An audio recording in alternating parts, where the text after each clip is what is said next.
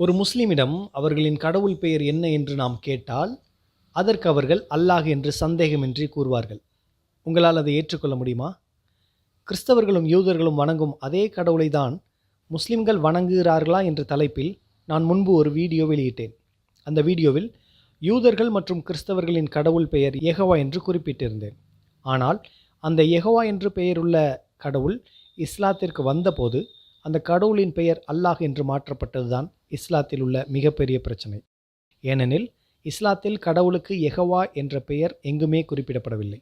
அதற்கு பதிலாக அல்லாஹ் என்று குறிப்பிடப்படுகிறது.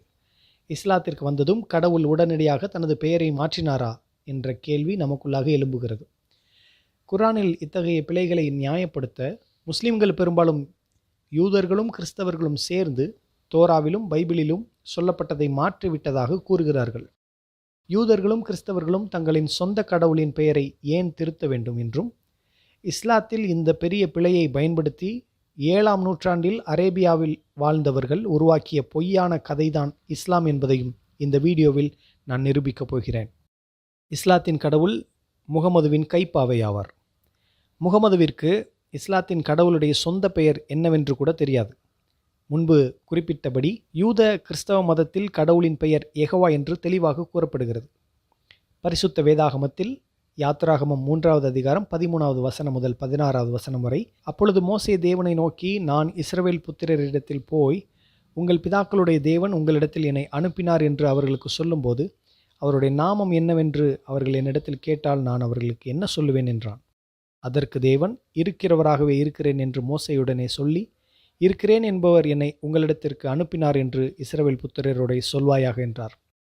மேலும் தேவன் மோசேயை நோக்கி, ஆபிரகாமின் தேவனும் ஈசாக்கின் தேவனும் யாக்கோபின் தேவனுமாயிருக்கிற உங்கள் பிதாக்களுடைய தேவனாகிய யெகோவா என்னை உங்களிடத்துக்கு அனுப்பினார் என்று நீ இஸ்ரவேல் புத்திரருக்கு சொல்வாயாக.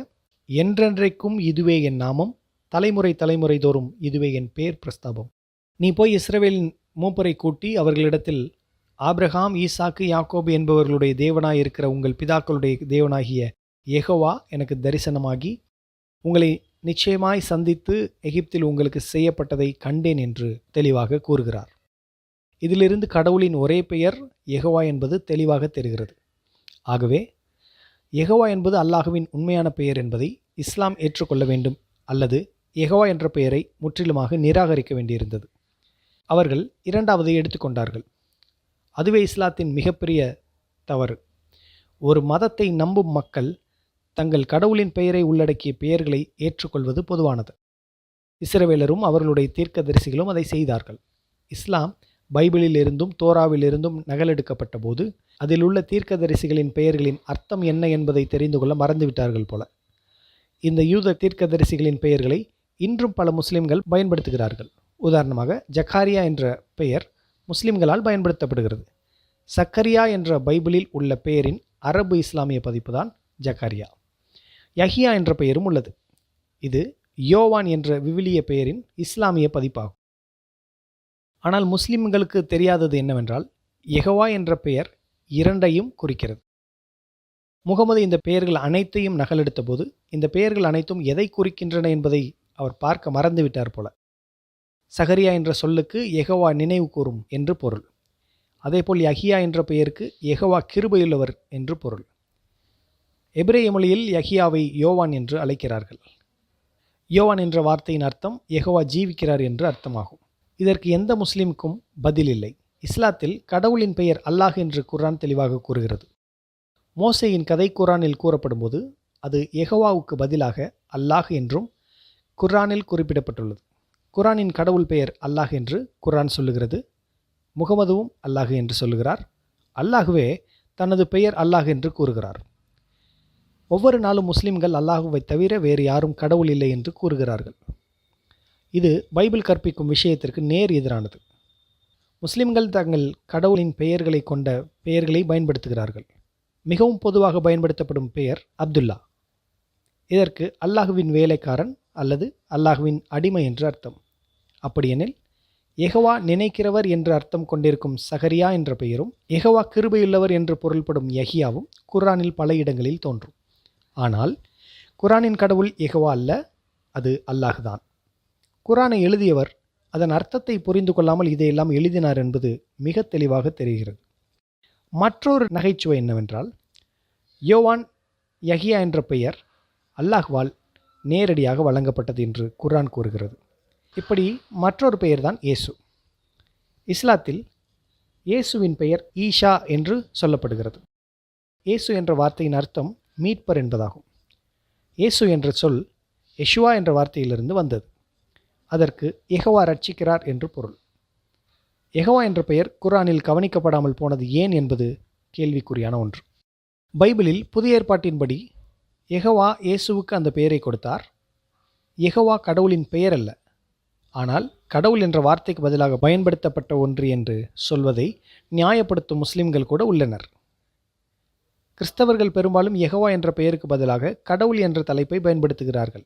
உதாரணமாக தியோடர், காட்ஃப்ரைட், போக்டன் மற்றும் அமேடியஸ் என்ற கிறிஸ்தவ பெயர்களில் யெகோவாவுக்கு பதிலாக கடவுள் என்ற தலைப்பு பயன்படுத்தப்படுகிறது. இதை சுட்டிக்காட்டி முஸ்லிம்கள் யெகோவா கடவுளின் பெயர் அல்ல, ஆனால் கடவுளின் தலைப்பு என்று வாதிடுகின்றனர். அங்குதான் முஸ்லிம்கள் மற்றொரு பெரிய பிரச்சனையை எதிர்கொள்கிறார்கள். எலியா என்பது பைபிளிலும் குர்ஆனிலும் குறிப்பிடப்பட்ட ஒரு நபர். அரபியில் எலியாஸ் என்றும் எபிரேய மொழியில் எலியா என்றும் சொல்லப்படுகிறது. எலியா என்ற சொல்லுக்கு யெகோவா என் கடவுள் என்று பொருள். ஏலி என்ற சொல்லுக்கு கடவுள் என்றும், யா என்ற சொல்லுக்கு யெகோவா என்றும் பொருள். இதைவிட வேறு என்ன ஆதாரம் தேவை? யெகோவா என் கடவுள் என்று பெயரின் அர்த்தம் தெளிவாக கூறுகிறது. அதாவது யெகோவா என்பது கடவுளின் தலைப்பல்ல, ஆனால் கடவுளின் பெயர். குர்ஆனில் பல இடங்களில் எலியா என்ற பெயர் பெரிதளவில் எழுதப்பட்டுள்ளது. இதற்கு முஸ்லிம்கள் என்ன நியாயம் கொடுக்க முடியும்? இந்த 4 பேரின் பெயர்களுக்குள்ளும் யெகோவா என்ற பெயர் காணப்படுகிறது. அவைகள் குர்ஆனிலும் உள்ளது.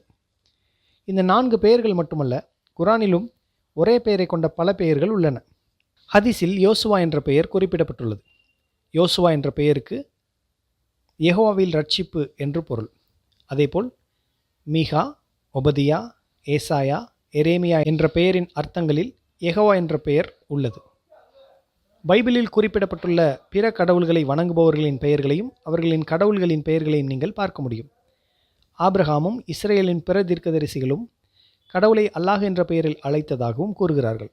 அப்படியானால் மற்ற 2 ஆபிரகாமிய மதங்களிலும் தீர்க்கதரிசிகளின் பெயர்களின் அர்த்தங்களிலும் யெகோவா என்ற சொல் ஏன் தோன்றுகிறது? யெகோவா தான் கடவுள் என்றும் யெகோவா என் கடவுள் என்றும் உங்களில் சிலர் இப்போது நினைக்கலாம். முஸ்லிம்கள் தங்கள் கடவுளின் பெயரை தவறாக சித்தரித்திருக்கிறார்கள். இந்த வீடியோவில் முன்னர் குறிப்பிட்டுள்ளபடி பைபிளில் யாத்ராகமம் 3வது அதிகாரம் 15ஆம் வசனத்தை நீங்கள் பார்த்தால் அல்லாஹ் என்ற பெயரை போன்ற ஒளியை கொண்ட மற்றொரு வார்த்தையையும் நீங்கள் காணலாம். இது எலோகே அல்லது எலோஹீம் என்ற சொல். இந்த எபிரேய வார்த்தைக்கு கடவுள் என்று பெயர், ஆனால் அது கடவுளின் தலைப்பு. எலோகே என்பது கடவுளின் தலைப்பு மற்றும் எலோஹீம் என்பது கடவுளின் பெயர்.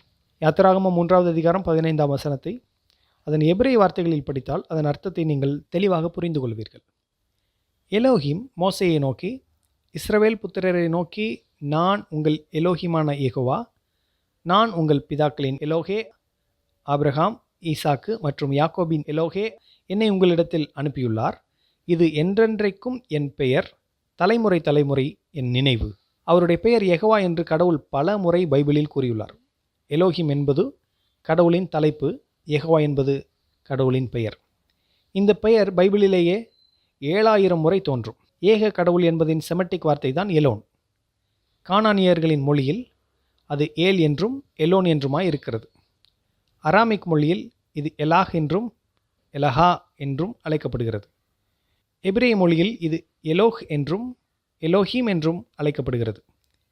இதேபோல் அரபியில் எல்லாஹ் என்றும் அல்லாஹ் என்றும் பொருள். எந்த ஒரு கடவுளையும் அழைக்கக்கூடிய தலைப்பு இது. உதாரணமாக பைபிளிலேயே இஸ்ரவேலர் தங்கத்தினாலான ஒரு கடவுளை உருவாக்கிய போது அவர்கள் அதை எலோஹி என்று அழைத்தனர். அதேபோல் வார்ப்பிரும்பினால் உருவாக்கிய கடவுள் மற்றும் அரேமியர்களின் கடவுள் அனைவருமே எலோஹி என்ற தலைப்பால் அழைக்கப்படுகிறது. முஸ்லிம்கள் அல்லாஹ் என்ற வார்த்தையை எடுத்து கடவுளின் தலைப்புக்கு பதிலாக அவர்களின் கடவுளின் பெயராக மாற்றியுள்ளார்கள். முகமதுவும் அவரை பின்பற்றினவர்களும் அரேபியாவில் உள்ள கிறிஸ்தவர்களும் யூதர்களும் தங்கள் கடவுளை ஏல் மற்றும் எலா என்று அழைத்ததை கேட்டு அது அரபியர்களின் சந்திர கடவுளான அல்லாஹ் என்று தவறாக புரிந்து கொண்டனர். யூதர்கள் கடவுளை பயபக்தியால் கடவுளின் பெயரை குறிப்பிடவில்லை. அத்தகைய வழக்கம் அவர்களிடையே இருந்தது. அதனால்தான் அவர்கள் யெகோவா என்ற பெயருக்கு பதிலாக அடோனா என்றும் கர்த்தர் என்றும் கடவுள் என்றும் அழைத்தார்கள். எனவே புதிய ஏற்பாட்டில் யெகோவா என்ற கடவுளின் நாமத்தை பயன்படுத்துவதற்கு பதிலாக கடவுள் என்றும் பிதா என்றும் பயன்படுத்தியிருக்கிறார்கள். முகமது மிகவும் புத்திசாலி என்று காட்டிக்கொள்ள நினைத்தபோது இந்த தவறுகள் நிகழ்ந்துள்ளது. முகமதுவின் தவறான புரிந்து கொள்ளுதலினால் முஸ்லிம்கள் தங்கள் கடவுளின் பெயரை அல்லாஹ் என்று தவறாக புரிந்து கொள்ளுகிறார்கள். ஏனெனில் அவர்களின் கடவுள் 7ஆம் நூற்றாண்டில் பாலைவனத்தில் வாழ்ந்த ஒரு அரபியின் கற்பனையான கதாபாத்திரம் மட்டுமே. கிறிஸ்தவர்களும் யூதர்களும் தங்கள் கடவுளை ஏலாஹ் என்று அழைப்பதை கேட்ட முகமது அது கடவுளின் பெயர் என்று தவறாக புரிந்து கொண்டார். அன்புள்ள முஸ்லிம் சகோதரர்களே, நீங்கள் ஏமாற்றப்பட்டிருக்கிறீர்கள். இது எழுந்திருக்க வேண்டிய நேரம். இஸ்லாத்தின் இறையியலும் தத்துவமும் மிகவும் பலவீனமாக இருக்கிறது. கிறிஸ்தவர்கள் மற்றும் யூதர்களின் கடவுள் உங்கள் கடவுள்தான் என்று நீங்கள் நம்பினால், உங்கள் சொந்த கடவுளின் பெயரை கூட அறியாமல் நீங்கள் இவ்வளவு காலம் வாழ்ந்திருக்கிறீர்கள் என்பது உங்களுக்கு தெரியும். 7ஆம் நூற்றாண்டில் வாழ்ந்த ஒரு சுய பிரகடன தீர்க்கதரிசியாலான கதையை இவ்வளவு காலமாக நீங்கள் நம்பியிருக்கிறீர்கள்.